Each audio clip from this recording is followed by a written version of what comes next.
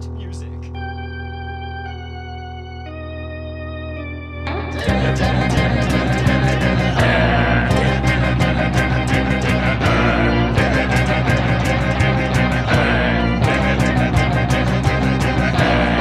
He's not a bat, he's a man who fights crime. And we're gonna watch him fight for a minute at a time. With John and Niall and a guest who doesn't rhyme. It's Bat Minute!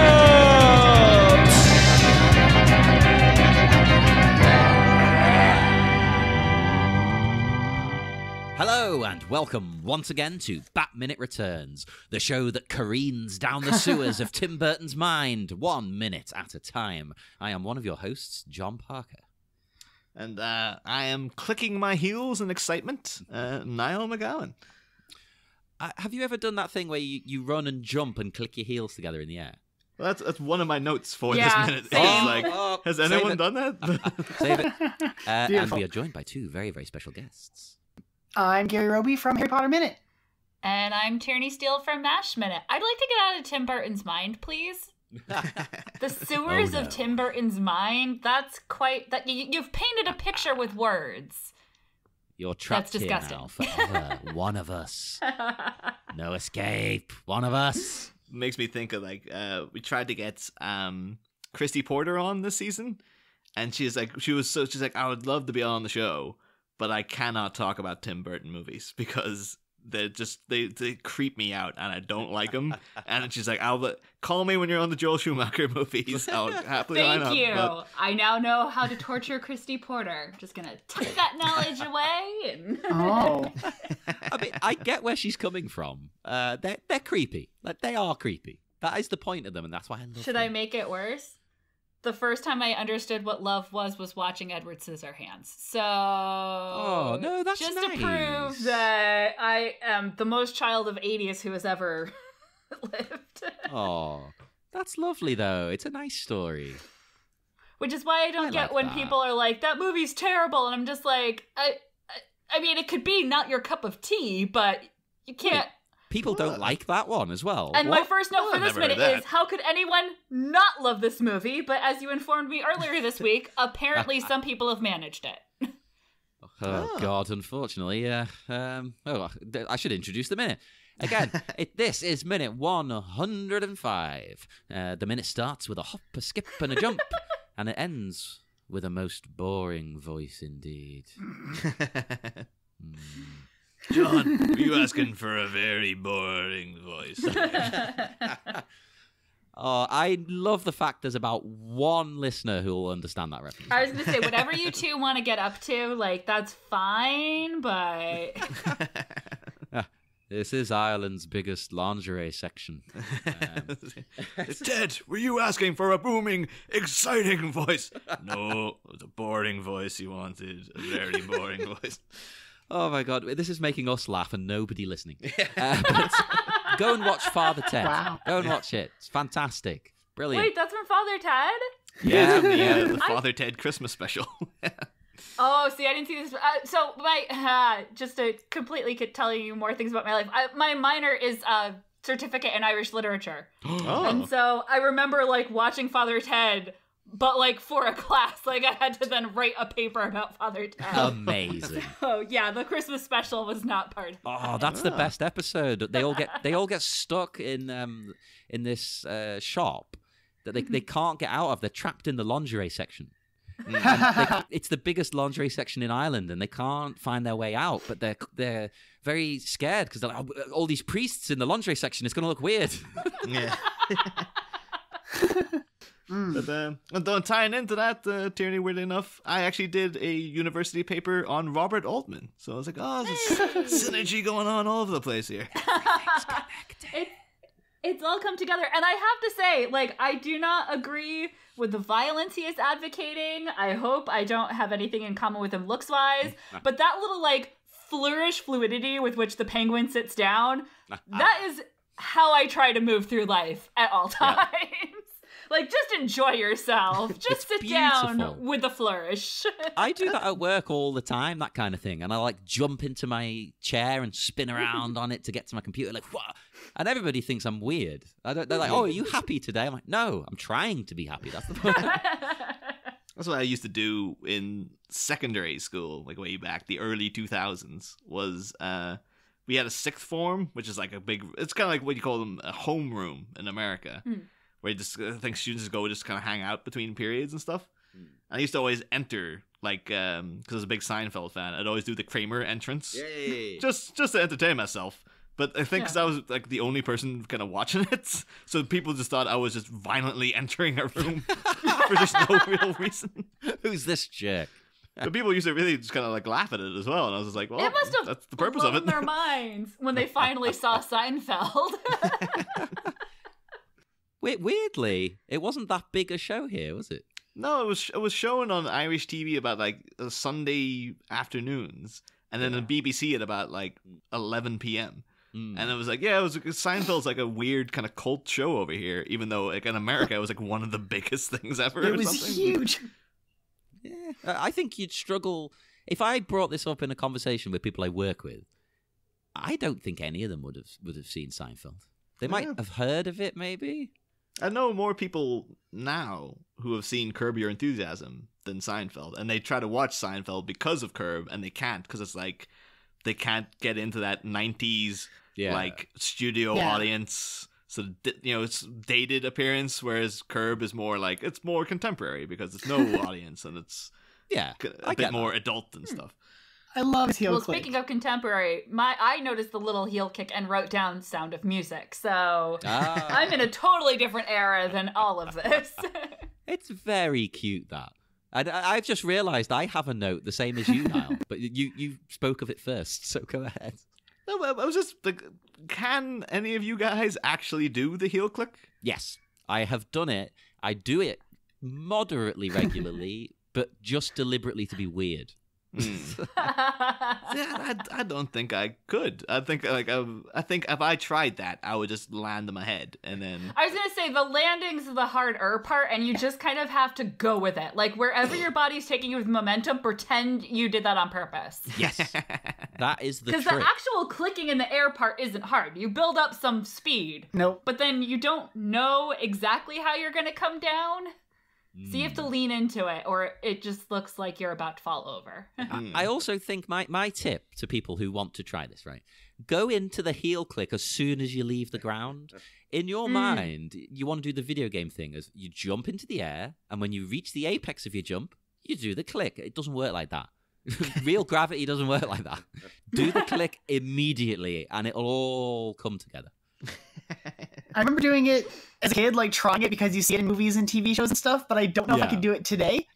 There's a really wonderful video I've seen going around of Jeff Goldblum doing a little heel clip like this, and it is my favorite thing. Oh my god, I'm in love with him. I bought a magazine the other day. It's the magazine Dazed and Confused.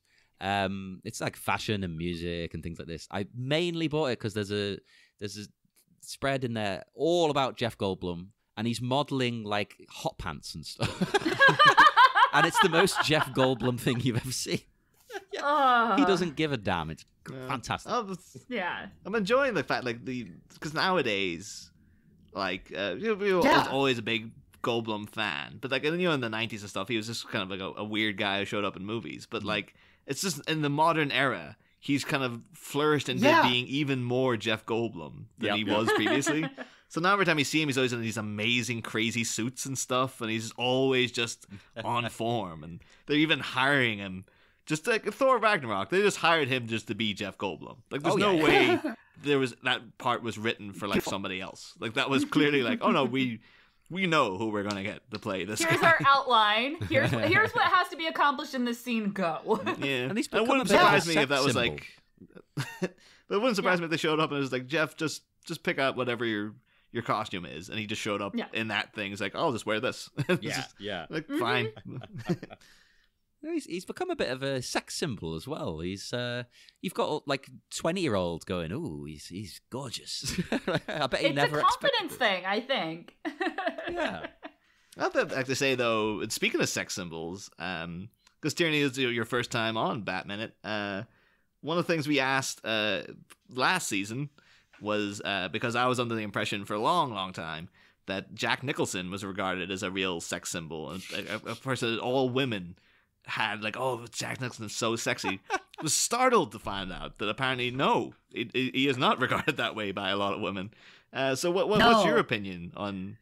Do you find Jack Nicholson sexy, or are you repulsed by the mere concept of him? I just took a picture of my face. No, I do not. Thank God.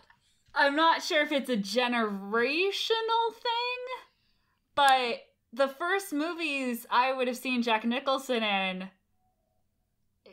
it would have been The Shining, One Flew Over the Cuckoo's Nest, As Good as It Gets. Like, these are not sexy movies to I think One Flew Over the Cuckoo's Nest was one that I always thought of. I thought his character in that was supposed to be like one of the ones that people found sexy because he's like a rebel and stuff. And sex isn't happening in One Flew Over. No, that's just not the vibe of that movie. So, some people who did support Niall's thoughts there, No. they would say like, I like his charisma and his attitude and things like that. They were more into that than specifically his looks. They were like, well, I kind of like it the way he's a bit sleazy. I'm thinking of his character in As Good as It Gets, and it's just like, no. First of all, different generation. No, I don't. Yeah. Someone who would be mistaken for my father if we were out on a date isn't a thing that does it for me. So just, yeah. And actually, yeah, I'm trying to think the first movie that I would have watched repeatedly with him in it, and by repeatedly, I mean twice, and then I didn't sleep for 3 days, so I stopped watching it, was The Shining. So I wonder if that's kind of it, where my brain is just like, that's not a thing that you're into. Maybe people think he's hot in The Shining. I don't know. I am positive that on this earth there are people who think he's hot in The Shining. There's no doubt in my mind. I'm fairly certain we know a person who does find him sexy in the Shining show. I think Shelley Duvall looks good in that movie, but I'm apparently weird for thinking that. Shelley Duvall started off as a model and stuff, so yeah, she obviously had a market. Yeah.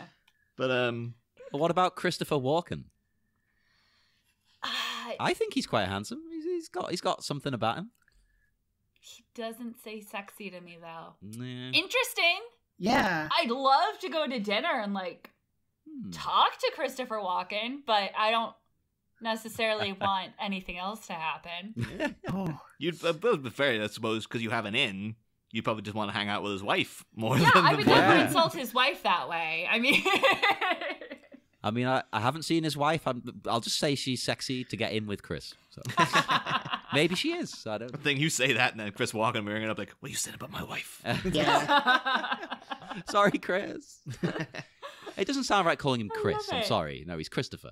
Yeah, I always say Christopher Walken. As we know, apparently, according to his friends, it's Ronnie. Everyone calls him Ronnie Walken. So. Oh. I have a note about this minute that relates to this discussion. Oh. I just feel like I'm literally raising my hand like I'm in school. Like, wait, guys, I did it. Is it Sorry, relevant to now? Because bring it up if you like, or is it later in the minute? I had no idea Michael Keaton's name wasn't Michael Keaton. That blew my mind as well when we started this whole thing. I can't believe it. We're watching Michael Douglas's Batman, guys. Yep. Would Or Michael just Douglas... say that out loud. Michael Douglas's Batman. Would Michael Douglas back in the day have been a Batman?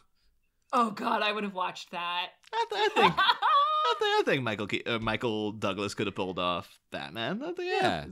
He's got that kind of weird, dangerous edge to him. Like, Michael Douglas can play a good guy or a bad guy. So he's just got that fine line he walks where you're like, yeah, he seems like he could be crazy enough to do that and stuff. Well, he is crazy, you know, with the things he says about him and his wife. his weird humble brags and stuff. Extreme humble brag. That'll be a great show. Extreme humble brag with Michael Douglas. So I claim to get throat cancer from eating my wife. But what if this crazy guy over here? What did he say? You can't put extreme on stuff anymore. That's very late 80s, early 90s. Yeah. Extreme. But anyway, back in the minute. Yeah, I said we wouldn't get on a tangent this episode, and we've just gone. I think this engine has been nothing but tangent so far. I'm here. There will be tangenting. That's the nature. I did love, though, I was reading because I was like, wait, what? His name is what? And so I do love that it is literally just a stage name. Like, he hasn't legally changed anything. And the quote I found for him talking about this movie was, "It was quite the cast." It's true. That's pretty much like 50% of his dialogue in the film. Like, he doesn't have many more lines than that. That's kind of weird now, because Michael Keaton's attitude towards this movie is quite dismissive. Like, I think he's said in interviews he only did it because he needed money for a land deal. Yep. He's like, it's because at the minute Mark Hamill's getting a bit of controversy because he's basically saying he doesn't think the Disney Star Wars movies are very good. Like, he's like baiting that toxic side of the fandom, and it kind of bums me out. Yeah, but he just posted something this morning saying like, "Oh, I just thought this was a funny thing of me, Carrie, and Harrison." And the thing is, he put like hashtag missed opportunities and stuff. And he's Yes, that's Gary. When after you have your coffee and wake up a little bit more, and the time catches up to you, because that's how the Earth works. Look at Hamill's Instagram from today. Yeah, I saw it last night. He has an apology up right before bed. It was like, I don't want to deal. I don't have the mental energy to deal with right now. No, but it is that kind of thing of like, you do have to like, well, I guess he's entitled to his opinion and stuff, but like, at the same time, then knowing that and then knowing Michael Keaton probably doesn't actually like Batman Returns and stuff, you're like, I don't want to know that. I want everyone to have had a great time making this and stuff. Yeah, well, and it's hard because doing Movies by Minutes podcast, you can love a movie so much you do a whole podcast about it. You can still have parts where you're like, this is bad. Absolutely. Like, this is not good. That's part of the whole thing. And so, but it's that weird... They are people too. They are entitled to have an opinion about the movie. They might have had a blast making it and be glad that they did it and still be like, but it's not a very good movie, guys. Or even like taking what he said. It doesn't mean he doesn't like the movie and what they've done. He's just saying that, it was a chance for us to get the characters back together and we didn't. That's a shame. It's like, it is a shame. But I love what they did do. Yeah. I don't know. And this particular scene with him in the tunnels just makes me think of Teenage Mutant Ninja Turtles, just to bring all the franchises of our childhood into it. Yes. Well, they're doing a crossover soon. It's relevant. Well, when I was at the that comic book and video game store I mentioned, they had a comic book there that was Batman versus aliens. Wow. Oh, yeah. And I did not know that existed. I was one step away from buying it for you, Niall, but I thought you might have it. I don't have it, but I have. I've come across it in the past. Yeah, there's Batman versus Predator. There's a whole it's just like, you throw Batman in any situation, it's just like fine. Well, that's why when I was a kid, I loved the Superman movies, but I always said Batman was my favorite superhero because he wasn't magic or alien, or like, he was just a rich guy who trained real hard. And even as a little kid, I thought that was so cool. Like, he's just a regular guy with toys and Alfred. No, that's what makes him... That's much better than Superman or something to me. It's more relatable and interesting. I say relatable, he's a billionaire, but you know what I mean. But I mean, in talking about toys and Alfred, we get establishing shots here of Batman and Alfred. Yeah, Alfred, DJ, Pennyworth back on the decks here. And then, of course, I thought of Felicity Smoke from Arrow. And how much fun she would have teaching Alfred how to properly type. He's the man in the chair. Oh, exactly. He's the real brains. Yeah, this is just like, Alfred and Ned doing this together. Oh, that'd be awesome. That's good. And his little sonar thing. That I assume Alfred's helping Batman with that, and Batman's helping. It's like a mutual two-way thing. But the sonar, it sounds like a penguin. It does. It's great. It's so unnecessary, but it's fantastic. Why does it do that? Who cares? We know one thing about Batman is he loves a theme. He Yep. loves branding things and getting a theme going. So does this sonar know that it's detecting penguins and it's doing that off its own back, or if that's the one sound file built in? Does it always sound like penguins? Yeah, no matter what it is, it's a coincidence. Like way back when you were playing Worms on the PC, and you could change the sound effect of the worms to be like Johnny Bravo or something like that. But he knows, like, oh, we're looking for penguins. Alfred, upload the penguin WAV. Uploading, sir. It'll be 20 minutes. Oh.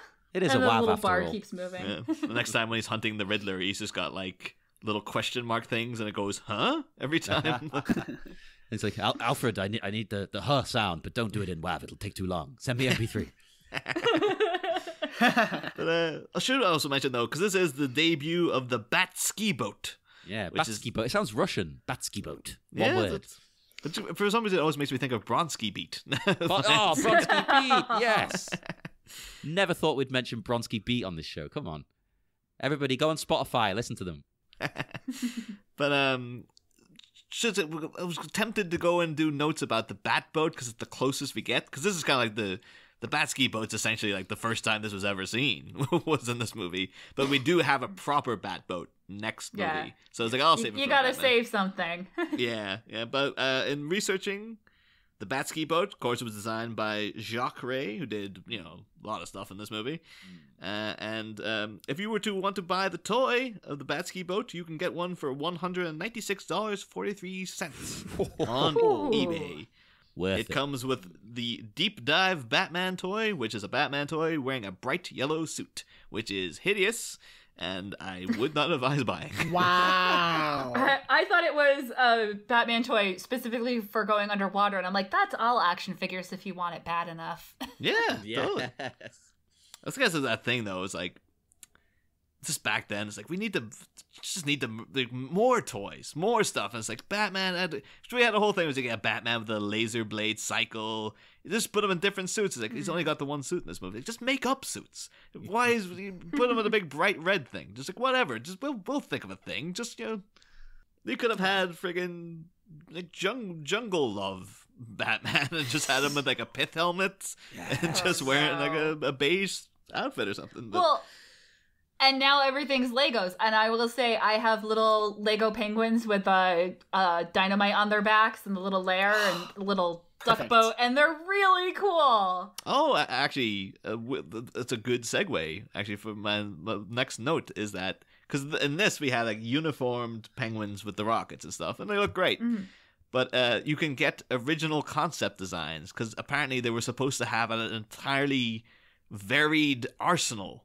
The penguins going out, and they're brilliant. It's just like check out the pictures. You can get there was going to be a penguin that had like a kind of a boxing glove on an extendable thing that would shoot out of his chest. And I love this. yeah, Goonies never say die. Neither do penguins.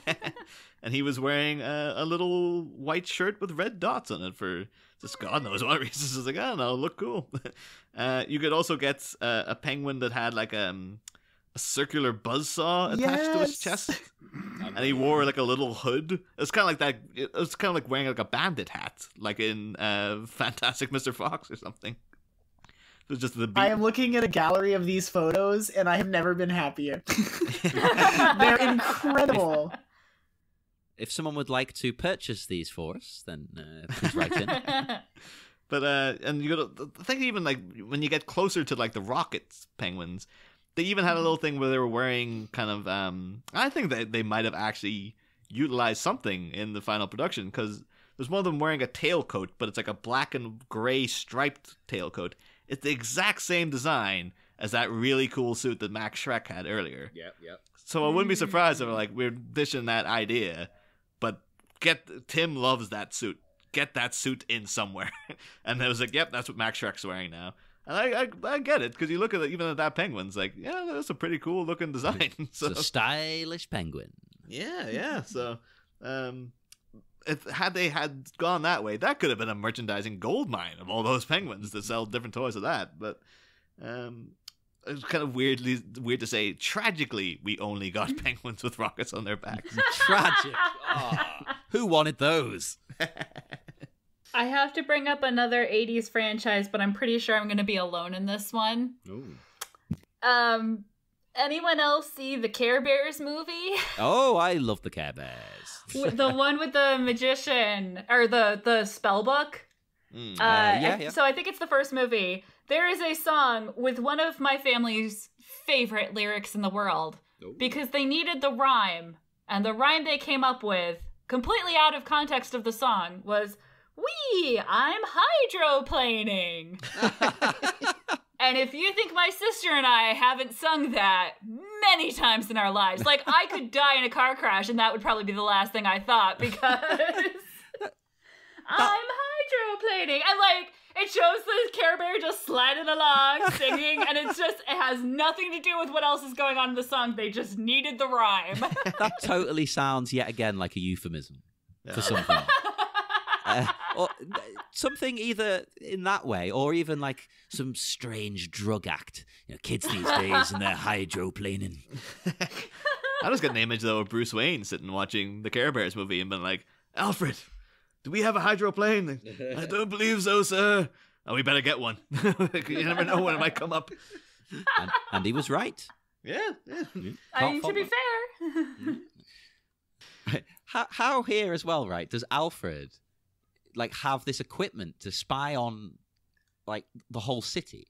Because he's watching the penguins for Batman from back at the Batcave, and he can direct him where to emerge from the tunnels, the sewers. So Alfred's got some kind of perverted camera system set up over Gotham. This could be predating.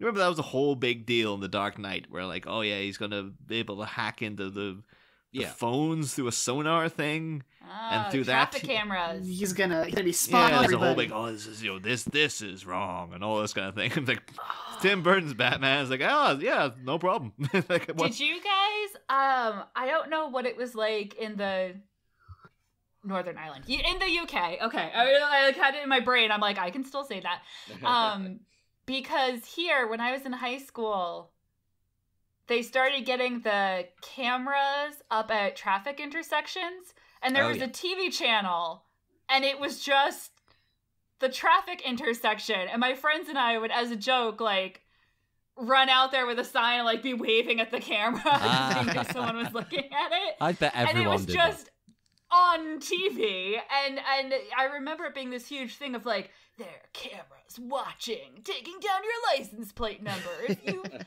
speed or run the red light. And it was just wait, what? And it was this huge controversy, and now it's 2019 and I've read 1984 and I'm gonna stop talking because everything is terrible. There's cameras on every corner now, basically. Yeah, that was the very start of that. And so I wonder if maybe it started earlier than I realized. All because of this film. That's where it came from, the idea. What could go wrong? What if penguins invade the city? What are we going to do without the cameras? We need them. Someone watched this movie and got very scared. I would genuinely love to see in a courtroom setting someone like, "Your Honor, if we didn't set up these cameras, then a bunch of penguins could just come out of the sewer with rockets on their backs and friggin' have boxing gloves just coming out of their chests, for Christ's sake. We gotta do something." Did you hear the domestic terrorist wants to blow our erogenous zone sky high? I want that to be the stated goal of a terrorist. Not to make light of terrorism, but I just want someone to use that line, please. But we'll move on. Humor is an effective coping mechanism. It says Tierney Steele of MASH Minute. It is the perfect coping mechanism. You've got to find humor in darkness, which is good for doing this movie. Yeah.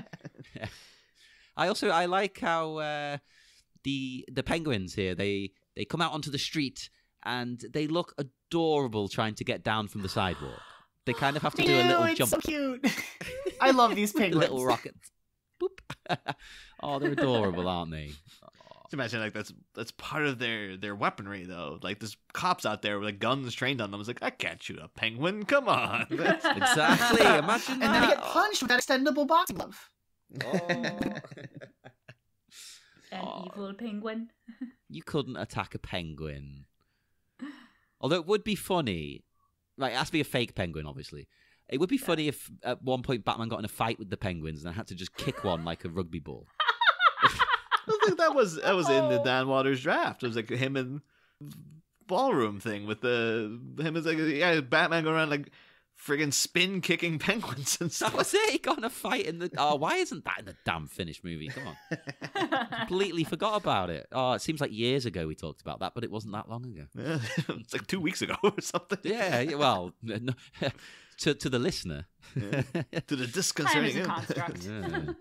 Yeah. I also really like how the army is comprised of different types of penguin, because the big ones are the heavies. It's like a video game, isn't it? You've got different classes. Oh, I thought we were going to go back to the proletariat discussions. Yeah, well, I suppose the big penguins, they could be doing a different role. They could be a It's just all the penguin species have come together. Yeah, I think the big ones United. are the political commissars. They're spreading the Marxist thought among the troops, because you need to make sure all your actions adhere to the Marxist thought. So that's what the big ones are doing. I think we said like different types though. Just for some reason, I just thought of like Streets of Rage. It's like, oh, some of them are like those those goons and like the denim with the ginger mohawks, and then other ones are like the guys in the yellow coats and stuff like that. Exactly. It's like different enemies for Batman here, different classes. It's like playing like Overwatch or something. That's kind of weird because this is actually this is what you might as well try to fit it in here, but like because we didn't mention it in the other minutes, but apparently at some point there was supposed to be another action sequence atop that weird train, the kidnap train that the penguins goons had. There was supposed to be a whole big thing of like Batman like fighting his way across the carriages and stuff to stop the train. I don't know. It doesn't appear in any of the scripts, but like apparently like Catwoman was supposed to show up, and that's why for like there's a good big chunk, about 20 minutes or something, where Catwoman just disappears from the movie. But apparently she was supposed to be in that scene, and that was supposed to be an indication like, oh, again, maybe Selina's coming back around to Bruce's way and all this stuff. And there was supposed to, you can get kind of not concept art, but there's depictions of the scene in the Batman Returns coloring book and the Six Flags ride. They would have pictures of it, and then it never got past like a planning stage, I guess. But I guess that's why they're like, oh, well, we're going to do that, but now we just got more shots of penguins running around the streets and stuff. I'm not complaining. The more penguins, the better. And then we get the poodle lady come up now. We cut back to the base, and she's kind of narrating the action for the penguin in a weird, hilarious voice. Yeah. I mean, I guess, the screens are like a mile away from him. So I guess he can't actually see what's going on. So it's like, oh, I'm going to need someone up there just to tell me what's actually happening. Yeah, but the way she says it is what's weird. It's very robotic. Yeah. Well, that's the thing, because this is the only this scene is the only these are the only lines of dialogue the poodle lady has is throughout the rest of this scene, and the whole time we kind of thought that she was mute basically, but to find out now like no, she does speak, but just in this very strange, robotic, slow voice. And it's like really adds another layer. It's like what's up with the poodle lady? Like what's her deal? What is the deal with the poodle lady? Yeah, when you're hanging out with a poodle lady and she doesn't talk for a long time and then she talks. What's the deal with that?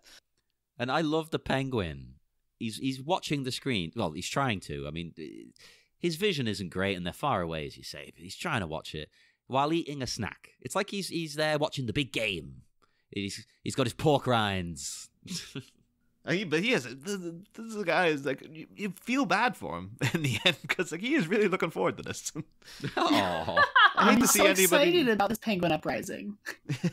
Yeah, like, I hate to see anybody planning disappointed, this. and he is going to be disappointed. So I was like, I just wish you'd put your energy in a more positive direction, Oswald. Wait, Niall, did you just spoil the movie for everyone? People don't know what's going to happen. It's minute by minute. It's like, now I'm breaking kayfabe. How dare you? Is this kayfabe or kayfabe? I always think it's kayfabe, but I don't know. I've never heard anyone actually say it. I always read it on wrestling forums. This was one of those terms I've only seen written. So it's like, I guess I'm going to say kayfabe. Or kayfabe. I think. Yeah. But anyway, because we're kind of at the end of the action for the minute here. But at this time of the week, we always ask the guests about their history with the movie. I know, Tierney, you seem to have a very enthusiastic past with Batman Returns. Well, what I love is I have no idea when I first saw this movie. Because I guarantee I did not see it in theaters. I did not see it as a 7-year-old, about to turn 7-year-old kid. And yet, I had a Batman water bottle, I had the Catwoman pencil box and coordinating folder, and I was super into it. I was obsessed with it. I was like, yes, Catwoman. When I was in kindergarten, my mother got called in by my kindergarten teacher, and she has this very visceral memory of walking in, and she sees, and I hate to stereotype this way, but she sees all the other girls in my kindergarten class playing in the little, like, toy kitchen, making things at the table. And then she looks up, and outside there was a little, side yard that was concrete with a fence against it. And lined up against the fence is every boy in the kindergarten class and me. And all of the parents have been called in because we were playing Batman, which was basically run around and then tackle the other kid to the concrete. Oh, very Batman-like. Yes. And I loved it because since I was the only girl who wanted to play Batman, I always got to be Catwoman. Hey. But yeah, she's like, Tierney, everyone else was having this wonderful time. They were clean. And you're like bleeding, ripped jeans, fat lip against the wall with all the boys. Like, this is great. That is a great time. Come on. I had so much fun. I was just like, this is wonderful. So the fact that Catwoman was a thing, a cultural, in the zeitgeist is very exciting for me. But I don't know when I would have seen, like, I kind of have this vague memory of it must have been on TV, because I remember, like, I won't say what, but things coming up in the penguin lair in the water. Like, that's a very early memory for me. Oh. But I don't know if I just caught that part, if they kind of selectively edited it for me. I didn't see the first Batman movie with Michael Keaton until I was college, probably? Whoa, really? Holy crap. Oh. It just never came up. Why would I bother to watch that? It doesn't have the Penguin and Catwoman in it. That's so weird, because usually, like, the Joker's the big, like, oh, everyone loves the Joker, but you're like, oh, the hell with him. Penguin and Catwoman, where's that? No. And I know a very complicated thing with the Joker and I ran into this with the TV show Gotham too. Like, it's the same as like the Spider-Man origin story. I'm just over it. I don't care anymore. Like, I have seen the Joker story and I'm done. Okay? I don't need to see it again. I don't need to see it with a new person. I don't need to see a very slightly different spin. I don't care about the Joker that much. But Tierney, what if Joaquin Phoenix was to play him in a movie all about the Joker? You'd love that, right? Because that's what we're getting. Yep. I'm holding out hope. I agree. I don't need to see it again, and I don't need an origin. But since they're doing it looks the best they could do. I mean, I was actually saying last night, though, because like people are really losing their minds of the trailer looks amazing. And it's like, trailers, like the people love the trailer for Suicide Squad. Yeah. Like, I remember thinking the trailer for like the New Mutants looked great. And now that movie apparently is just never going to get seen in the light of day, because it's just like, oh, it's a mess. We're just not even bothering releasing that. Shelve it. So it's like, oh, that a good trailer means nothing. It's like, well, we'll see. We'll see. Yeah. But there can be 2 minutes of good footage in your movie, but if those are the only 2 minutes. But Gary, do you remember when you first saw this movie, or is it sort of in a haze? Oh man, yeah, it's just something that like I mean, I would have been so little when this movie came out, so it's just like something that was on TV. Like, I had toys and stuff, but I couldn't tell you the first time I saw it. But I didn't revisit that again until a couple years ago. I think I sat and like made a point to watch the Batman movies that I didn't really remember. There's like touchstones. Like, I knew that the Penguin was in this. I knew that Catwoman was in this, but like, it wasn't until I sat and watched it and there were specific scenes I was like, I think I have seen this before. But I enjoy this one a lot. It's a lot of, like I said earlier, like, it's a lot of fun, and I like being able to just have that disconnect of like, it need to be completely grounded for me as long as I'm entertained by it. And I will say, if you ever come out to visit Boston, there's a big tower Art Deco-y building that is the Schrafft's building that always makes me think of this movie when I go by it. It's one of those things, like, it doesn't look exactly like this movie, but it's just enough in the right genre. Oh, we'll have to post a picture of this in the group now. Yeah. We'll remember. And yes, well, we will head off now into the dark, dark night once more. And one final time, would both of you like to tell our listeners where they can find you and your work? I'm sure they've all heard the previous 2 episodes, but just in case they're stupid and they've forgotten, feel free. I'll go first, and then Gary, you can leave the lasting impression by going back. No, I just so I've co-hosted 2 completed Movies by Minute show, Return to Oz Minute and The Never Ending Minute, which was through Growler Media, and those are full, complete, beautiful. You can listen to all the episodes shows, which is always, like we were saying, it's nice to know when a show has ended and then you can feel completionist. And I have a website, onesteelsister.com, that has links to everything, and maybe I will have to put in the gallery a picture of me going and getting a black and white cookie, because now that we've talked so much about Seinfeld, I'm craving one really badly. So thanks for that, guys. Looked at the cookie, Tierney. But actually, saying that, in retrospect now, it makes perfect sense. Of course, the person who did Return to Oz Minute likes this movie. Like, that makes perfect sense, to be honest. And then I'm Gary Roby. My stuff is at duelinggenre.com. I do Harry Potter Minute over there. We have 2 seasons done, and sometime in the relatively near future, we'll start working on Prisoner of Azkaban. And I also have Ferris Bueller's Minute Off as well. Well, check them out, everybody. All the shows, all wonderful. Go and listen to them now, because this is Friday, so we're going to be gone till Monday. So you've got all weekend to catch up. I know there's a lot of episodes there, but if that's all you do, you don't sleep, you don't eat, you don't do anything else, you can catch up with all those shows and then come back to us on Monday. It'll be great. And you will thank me for it.